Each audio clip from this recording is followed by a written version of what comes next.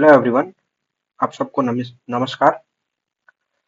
मेरा नाम दिव्यांशु सिंह है और आज एक हम नए विषय पर डिस्कशन करेंगे। And the topic today is marital rape. अब आपके दिमाग में क्वेश्चन आया होगा कि उड़ता उड़ता नया सा सब्जेक्ट कहाँ से लेके आ गया और ऐसा कौन सा रेप है जो ये अलग सा है।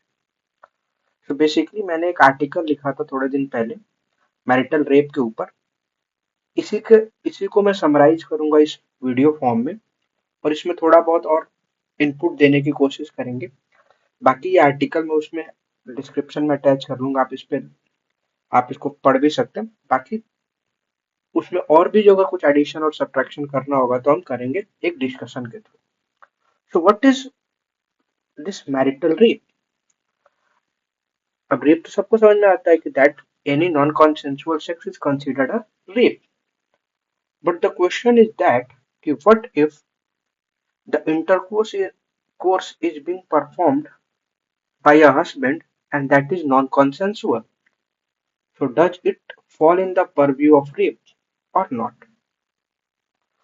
So till now, और हम ये भी कह सकते हैं आज तक अभी हमारे यहाँ कोई ऐसा टर्म नहीं है जिसको मैरिटल रेप को बीएनएस के अंदर डाल रखा है।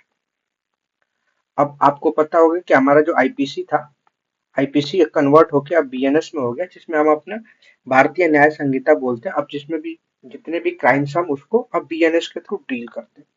तो what is this marital rape. तो marital rape in a simple term is a non consensual intercourse by husband। अब एक नॉर्मल टर्म आता है कि अगर एक हस्बैंड एक अपनी वाइफ का मर्डर करता है तो देन हस्बैंड को एक मर्डरर की तरह से सजा होगी, उसको ट्रीट किया जाएगा। अगर उसके साथ लड़ाई करता है, मारपीट करता है तो डोमेस्टिक वायलेंस की तरह ट्रीट होगा।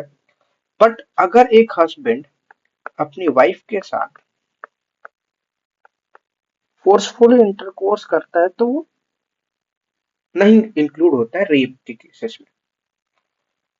ऐसा क्यों है, अभी तक तो कोई इसका रीजन नहीं दिया गया। एक एंड से तो लगता है कि नहीं, a crime is a crime, whosoever is committing it should be punished under the law।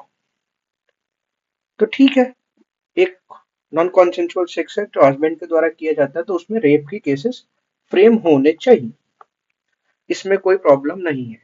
But आपको पता है कि हमारे देश में बहुत सारे जो लॉज हैं उसका मिसयूज होता है।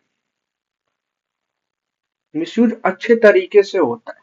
मुझे मिसयूज से उतनी बड़ी प्रॉब्लम नहीं है जितना उसके इन्वेस्टिगेशन से प्रॉब्लम। और कहीं ना कहीं हमारा बायस इसमें दिखेगा कि एज अ मेल हम बात कर रहे हैं तो हमें बायस दिखे, बट अगर हम दूसरे तरीके से देखें तो उसमें वो बात सही है कि अगर इसमें इन्वेस्टिगेशन कैसे होगी। जैसे फॉर एग्जांपल एक एग्जांपल लेते हैं कि एक्स वाई जी किसी की वाइफ है एबीसी की, एंड एक्स वाई जी ये कह रही है कि ABC committed a non consensual sex और इसको आप ट्रायल करो एज ए रेप। अब इसमें सबसे बड़ी प्रॉब्लम ये आएगी कि एक्स वाई जी की बात को हम ऐसे सही कैसे मान लें, क्योंकि इसमें इन्वेस्टिगेशन कितना वेग है आप खुद सोचो। Today the intercourse is consensual, so it will not be regarded as a rape. Tomorrow, the same husband and wife having an intercourse, but it is non-consensual. So, who will be the person to say that today it is consensual, yesterday it was non-consensual? So, how will the investigation will go on? मेरा problem सबसे इसमें investigation की है। इसमें marital rape एक समस्या है, बहुत बड़ी समस्या है, जिसमें हमें जो वुमेन है उनका अधिकारों का उसमें कोई यूज नहीं हो पाता है, उसका उनका अधिकारों का हनन किया जाता है। तो क्या हम डायरेक्टली मैरिटल रेप का एक बीएनएस में एक आर्टिकल लेके आए और उसमें इंट्रोड्यूस कर दे। पॉसिबिलिटी तो एक ये है, लेकिन उस पॉसिबिलिटी को आपको भी पता है कि हमारा लॉ कहता है कि आप कोई किसी भी इंसान को पनिश करने के लिए प्रॉपर इन्वेस्टिगेशन करोगे कि क्या उसने वो गलती की है कि नहीं की है। तो गलती की है, मान लेते हैं एक बार गलती की है, तब तो ठीक है। लेकिन अगर गलती नहीं की हुई है और उसका मिसयूज हो रहा है, हमने बहुत सारे एग्जांपल देखे अभी इसी डोमेस्टिक वायलेंस वाले केसेस में, डाउरी डेथ वाले केसेस में, फेक डाउरी केसेस में, इवन आजकल एलिमोनी का भी केस चल रहा है।